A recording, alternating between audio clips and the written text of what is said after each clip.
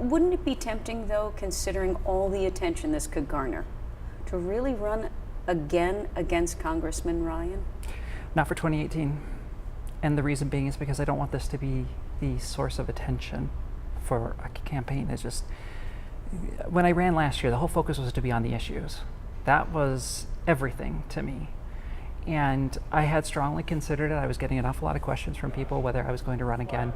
And I realized, yes, I could transition this year, and I probably still could run, but in combination with dealing with some of my medical issues at the same time and transitioning as well, it's an awful lot of stress. And I didn't want to take the focus off what politics really should be about. Is there anything, having gone through this experience, that you feel really would be of value when we're talking about healthcare reform and the type of programs we invest in and have the government fund? I think so.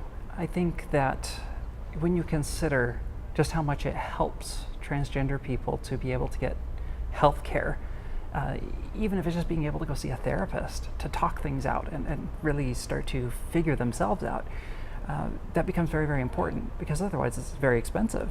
And so they end up having to deal with it on their own and sit in fear, wondering if anyone's ever going to find out, or if, what are their options. So I think it does tie in. I really do. So I guess going back to your original question, it is kind of a political statement to some extent, because there's an awful lot of people out there who are hurting, an awful lot of people who want to be able to live authentic lives, but know they can't because they're well aware that there's going to be an awful lot of opposition, discrimination, and they just, quite frankly, can't afford it. Having gone through this experience, would you have preferred that you had transitioned maybe at puberty, in your 20s? Looking back at it now, and knowing how much support I've had, I do wonder how it would have turned out.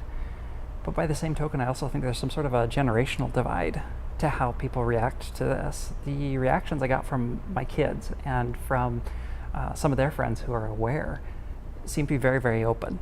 And I think it's because they have a lot more exposure to it than, for example, when we were in school. And that makes a big difference, because I wonder if I had come out in high school, just how the reaction would have been, and would I have been able to withstand the onslaught, probably everything that would have come. So I do think back and kind of wish, maybe I could have done this earlier, but at the same time, I kind of feel like this worked out at the right time. By sharing your story, though, does it not open you to very probing questions people will ask in the vein of understanding, well, then why are you still with a woman? Why don't you want to be with men? And is that prying too much in trying to get people to understand what a transgender person goes through? I guess it depends on the context of the question. The well, context when it was asked. Just people want to know. Yes, I know. People want to know. I think we all become pretty good at judging where someone's coming from when they're asking questions. And so I can kind of tell if they're asking to be curious, they're just asking to be nosy.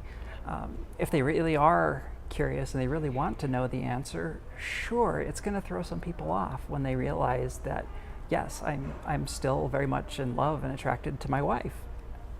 Let that be a shocker if that's how they want to see it. But the fact of the matter is that transgender people are just as varied as everyone else. We all have our opinions. We all have the way we want to live our lives. And, it's a separate spectrum. Orientation and gender and so forth, all these things fall on a different spectrum from each other. They aren't exclusively tied together.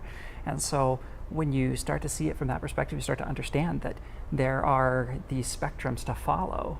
Then you stop making the stereotype assumptions of how everybody is going to view you. On social media, I see that you have photos of you as Rebecca, Mm-hmm. but also as Ryan. Mm-hmm. You don't want to wipe that out. You're all right saying, yes, I used to go by the name Ryan. I used to live as a man. I am a woman now. My name is Rebecca. Mm-hmm. I don't have a problem with that. And the reason being is because as Ryan, I think I did a lot. I did a lot of good things. There's some things I wouldn't be able to completely remove anyway, nor do I think I would really want to. I ran last year as Ryan. I'm proud of what I did and the fact that I had that campaign go. And Um, I think to totally erase everything from my past would be over the top. Just too much. You know, why would I want to completely erase all the experiences that I've had over time? Now, granted, if you go on the internet and try to find a lot about my past, you probably won't find much because I've always been very, very careful and, you know, kept my information off the internet. But as soon as I ran for Congress, obviously everything showed up. So, you know, I think there's a lot of experiences that I cherish, that I do want to keep as memories, and a lot of the things that I've learned over time that I don't want to just sweep under the rug and say, okay, that's all gone, you know, it doesn't exist, now it's just Rebecca. You know, I want people to feel comfortable and understand that, you know, transgender people live lives and they don't have to just erase their past and try to hide. They're just people. I don't hear in you pain or anguish, which is what I often hear in other transgender people, especially when they come out and they deal with reaction either from the public or their own families or their community. Mm-hmm. This seems too good to be true that it's going so well for you, Rebecca. I don't think a lot of people will talk necessarily about the rough things they've been through. I've had my moments. You know, as I said before, not everyone is fully accepting. And so you do deal with the naysayers, and you know, there's the name calling you sometimes will see in comments online. I don't read the comments, never a good thing. Sometimes I do, because I really want to know. I want to see where people are at. I want to know what their understanding is of transgender people, because I think there's a lot of misunderstanding. I think there's a lot of assumption. And for example? Well, for example, as we were talking about before, the orientation thing. You know, people will make automatic assumptions about that, and that's not right. You can't just make an assumption about somebody just by looking at them, or even based on the fact that they're transgender. Stereotypes are a really, really bad way to try and categorize people. Politics is not completely out, though. Not completely out, not yet. I'll see how the future goes. You still hope to be a congresswoman?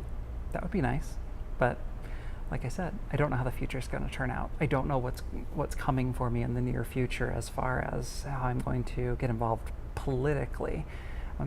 But I do hope to do some things for the LGBT community specifically. And you feel better positioned for this next step in your life as Rebecca? Absolutely. I'm so much happier. You know,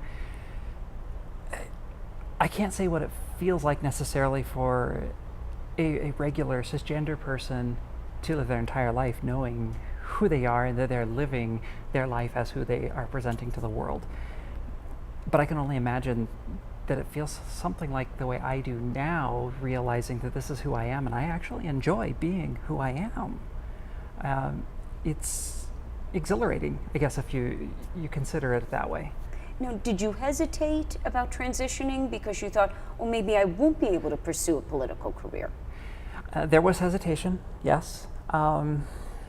Because when you ran the last time, you knew that you really were Rebecca. Yes.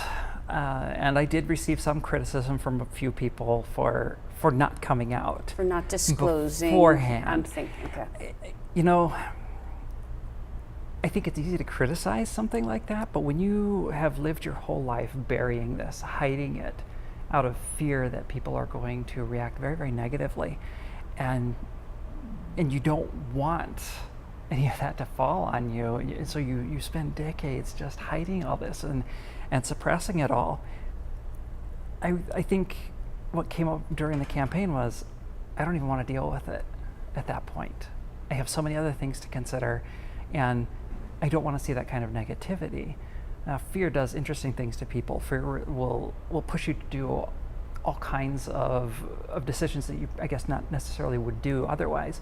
And in my case, I think the fear was very irrational because obviously I have a lot of support, but nobody knew. And it was that fear that was keeping me from doing that, from disclosing this to anyone. Are you fearful today? I don't think so. No. Nor do I think I should be. Because this is who I am. Why can't people just accept that? And for someone in my position, as I said, if I'm afraid, what does that say to everybody else out there who hasn't come out yet, who is also afraid? I want them to be able to take a look at my example and realize that if they do choose to come out, to live as their preferred gender, I want them to realize that there are an awful lot of people out there who support them, who are willing to work with them, do whatever they can to make their lives as good as possible.